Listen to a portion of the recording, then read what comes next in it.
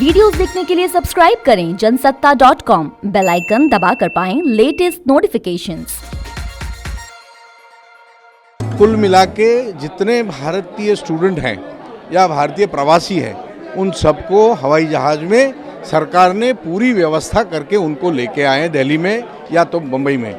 तो गुजरात के जो विद्यार्थी कुछ दिल्ली से आ रहे हैं वो कल पहुंचेंगे, राजस्थान बॉर्डर तक पहुंच गए हैं, और बाकी के जो विद्यार्थी हैं वो आज यहाँ गुजरात में काफ़ी वलसाड, सूरत, अंकलेश्वर, भरूच और बड़ौदा और लास्ट में ये अहमदाबाद में आए हैं। और सब के सब हेमखेम है, खुश भी हैं। हाँ, मानसिक तकलीफ में थे क्योंकि उनको डर था कि ये यहाँ युद्ध हो रहा है और हम यहाँ फंस गए हैं। मगर जहाँ तक भारत सरकार है, भारत सरकार में वैश्विक नेतागिरी जो आदरणीय प्रधानमंत्री की है, उनकी जो छवि है, उसका बहुत बड़ा अमूल्य लाभ मिला है। और हमारे सभी विद्यार्थी, मैं समझता हूँ एक भी कैजुअलिटी कहीं नहीं होगी और सब के सब हेमखेम गुजरात में आ जाएंगे वापस। यूक्रेन में हमारे सिटी में तो कोई भी दिक्कत नहीं थी, अभी तक कोई बॉम्ब ब्लास्ट नहीं हुए हैं और हमारा सिटी रोमानिया बॉर्डर से बहुत नज़दीक तक है।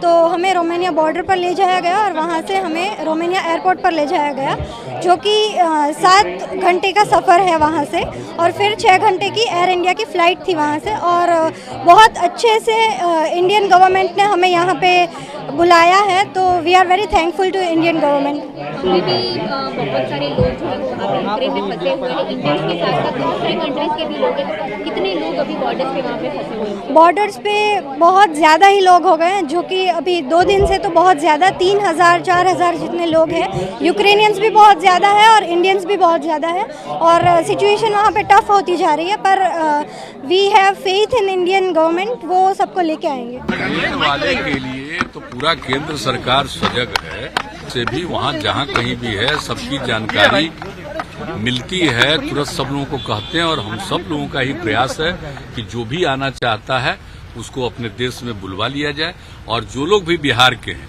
जहाँ कहीं भी वो केंद्र सरकार की तरफ से आ जाएंगे, वहाँ से उनको अपने घर तक पहुँचाने के लिए राज्य सरकार इंतजाम कर रही है, वो कर देगी। अभी कुछ लोग आए ना, आज ही सुबह में भी आए, फिर आने वाले हैं। जितना भी बाहर से आ रहा है सबको घर तक हम लोग पहुंचवा देंगे, ताकि किसी तरह देखिए जितने लोगों की खबर आ रही है सबका खबर दे करके, और जो भी वहां से इच्छुक रहेगा उन सब लोगों के लाने का तो पूरे देश के लोगों का भारत सरकार कर ही रही है।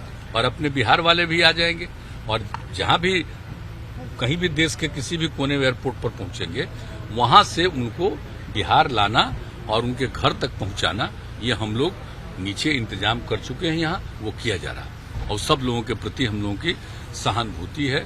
अब वो देखिए वहाँ का जो भी स्थिति होती है अलग, लेकिन वहाँ पर कोई पढ़ने गया है, वहीं पर रहता है, तो अगर उसको इस तरह की दिक्कत हो तो हम लोग तो जरूर चाहेंगे कि वो किसी प्रकार की कठिनाई से न गुजरे, तो इसीलिए हम लोग उसमें लगे। बच्चे ये तो सुरक्षित आए हैं और ये हंगरी के बॉर्डर यूनिवर्सिटी में पढ़ रहे थे, लेकिन वहाँ जो खारकी और कीव में जो बच्चे फंसे हैं उनको बहुत परेशानी है, क्योंकि लगातार बमबारी भी हो रही है, आक्रमण हो रहे हैं, और उसके कारण से बंकर में भी रहना पड़ रहा है, भोजन के भी लाले पड़ रहे हैं, और ट्रांसपोर्टेशन की समस्या तो है ही। जो बच्चों से बातचीत करने के बाद जो बातें सामने आई हैं, एक तो भारत सरकार से मैं ये कहना चाहूँगा कि जो वहाँ फंसे बच्चे उसको बॉर्डर तक के जल्दी से जल्दी उनको पहुंचाने की व्यवस्था करें।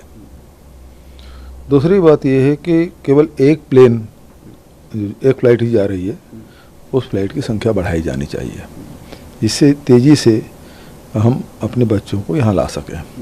सर, क्या कुछ विलम्ब हुआ सर? जैसे ये तो बहुत दिनों से पुतिन भी के लिए बोल रहे थे, तो क्या एडवाइजरी पहले जारी कर देना चाहिए था और बच्चों को पहले इवैक्यूएट कर लेते? एयर इंडिया के प्लेन जाती थी और जो फ्लाइट 24,000-25,000 रुपये मिल जाता था, अब वो बढ़ के आपदा में अवसर के रूप में उन्होंने मतलब 60,000 से लेके 78,000-80,000 तक कर दिया।